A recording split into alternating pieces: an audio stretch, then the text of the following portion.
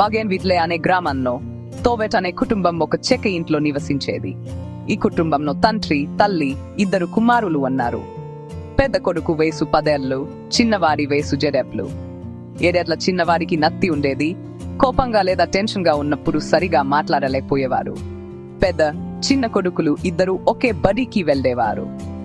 ఒకరోజు పాఠశాల వార్షికోత్సవం గురించి ప్రతి తరగతికి ఒక సర్క్యులర్ పంపబడింది. పాఠశాల యాజమాన్యం పబ్లిక్ స్పీకింగ్ పోటీని నిర్వహించాలనుకుంది మరియు విద్యార్థులందరూ పాల్గొనాలి. ఉపాధ్యాయులు పోటీ కోసం పిల్లలకు వివిధ అంశాలను కేటాయించడం ప్రారంభించారు. చిన్న అబ్బాయికి పరస్పర ఆధారితం అనే అంశం వచ్చింది.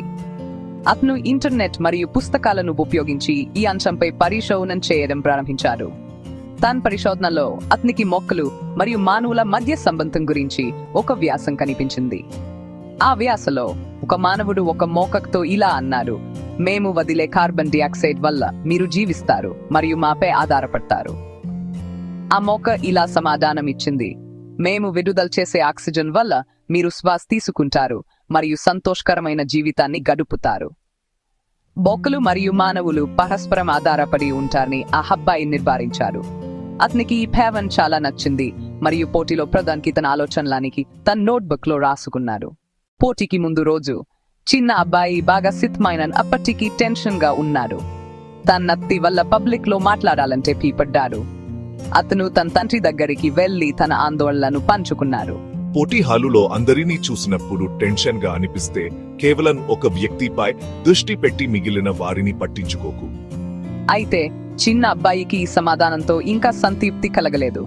అసౌకర్యంగా భావించి అతను తన పడగదికి తిరిగి వెళ్లి నిద్రపోయాడు. పోటీ రోజున విద్యార్థులు హాలులో గుమిగూడారు మరియు కార్యక్రమం ప్రారంభమైంది. ఒక్కొక్కరుగా విద్యార్థులు తమ ప్రసంగాలను నమ్మకంగా అందించారు. చిన్న అబ్బాయి వంతు వచ్చినప్పుడు అతని పేరు ప్రకటించబడింది మరియు అతను లేచి వేదికపై నడిచాడు. అతని గుండె గుర్రంలా కొట్టుకుంది. ఆ క్షణంలో అతని తండ్రి హాల్లోకి ప్రవేశించి ప్రేక్షకులలో కూర్చున్నారు. అతను తన కొడుకుకు సైగ చేశారు. టెన్షన్ తో నిండిన అబ్బాయి నత్తిగా మాట్లాడబోతున్నారు.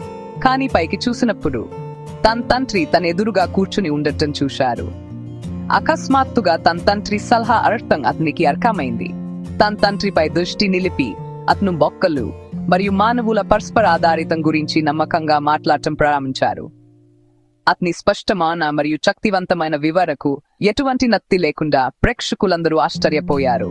అతను ముగించినప్పుడు అతని సాధనకు హాలు చప్పట్లతో మారుమోగింది. సంతోషంతో నిండిన చిన్న అబ్బాయి వేదిక దిగి తన తండ్రిని కగిలించుకోవడానికి పరిగెత్తాడు. నిజమైన ఆత్మవిశ్వాసం, ప్రేమ, తోడ్పాటు, నమ్మకం నుంచే వస్తుంది. మనలో మాత్రమే కాదు, మన వెన్నంటి నిలిచే వారిలోనూ.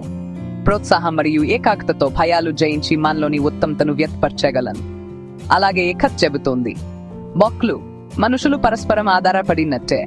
భావోద్వేగ బలం మరియు ఎదుగుదల మనం పంచుకునే వంతాల్లోనే తరచుగా వికసిస్తాయి.